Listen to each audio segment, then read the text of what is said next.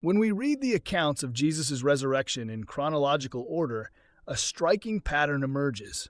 We aren't just looking at minor differences in perspective, we are watching a legend grow in real time. To see this, we are going to look at one highly specific, consistent metric, exactly how the risen Jesus is experienced in each text. There is no cherry picking here. We are looking directly at the primary resurrection texts and tracking the physical nature of the encounters. We begin with Paul in the 50s CE. Paul is our earliest source, meaning there's less time for legendary development. More importantly, Paul is the only undisputed first-hand source in the entire New Testament who claims to have seen the risen Jesus, and the only one who actually claims to have met historical disciples like Peter and James. If we are looking for historical reliability, Paul wins by a landslide. But how does Paul describe these experiences? He uses the Greek word ophthe, a term often used for spiritual visions or theophanies. He also explicitly talks about visions and revelations. Now, apologists will often claim that word here means seeing a physical, resurrected body walking around on earth. But the burden of proof is entirely on them. If apologists want to claim these people saw Jesus in physical, material reality, they have to prove the text demands it.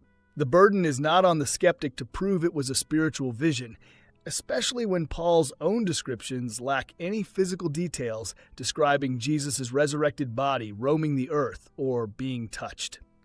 Now, in what follows, it's really important to stress that this testimony is supposed to have come from people who all experienced the exact same events. Next, around 70 CE, we get the Gospel of Mark. Mark introduces a brand new element, the discovery of an empty tomb. But shockingly, Mark's original ending doesn't narrate a single appearance of Jesus. The women are told Jesus will be seen in Galilee, they run away terrified, and they tell no one.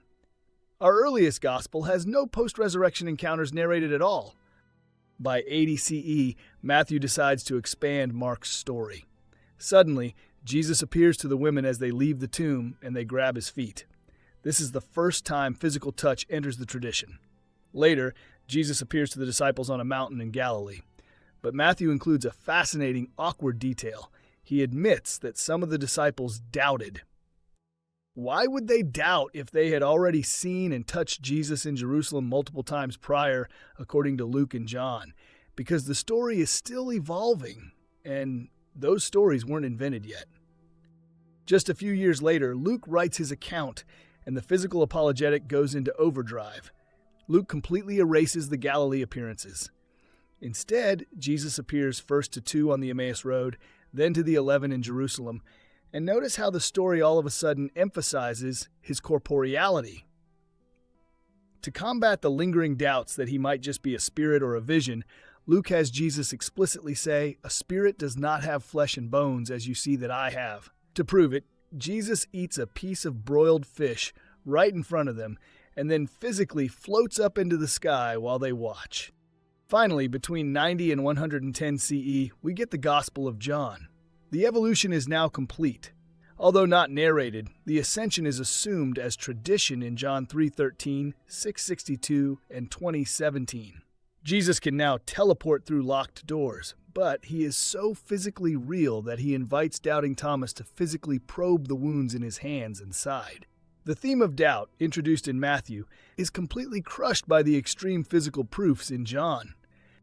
If we keep going into the 2nd century with the Gospel of Peter, the legend becomes a giant Jesus emerging from the tomb followed by a floating, talking cross.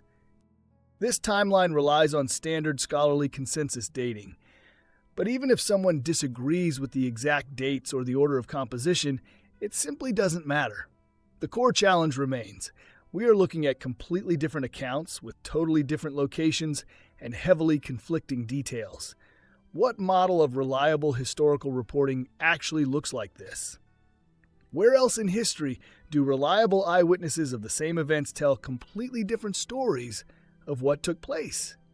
Let's put this in perspective. If the Abraham Lincoln assassination narratives looked like the resurrection narratives, would you treat them as reliable history? Suppose the first account only said Lincoln was seen in a vague, visionary sense, with no clear physical description and no empty box story. Then a later account added an empty theater box but no appearance.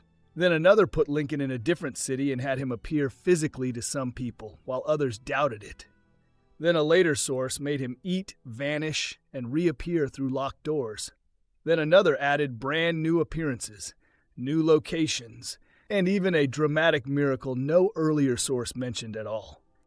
At that point, no one would say these are just minor differences of perspective. They would say the story is growing, being reshaped, and becoming more legendary with each retelling. That is the exact point with the resurrection narratives. The differences are not just incidental details like who stood where or who heard what first. The accounts differ on the most fundamental questions. Who saw Jesus? Where they saw him?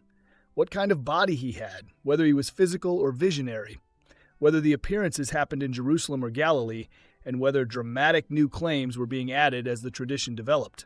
That is exactly the kind of pattern we would call legendary growth in any other historical context.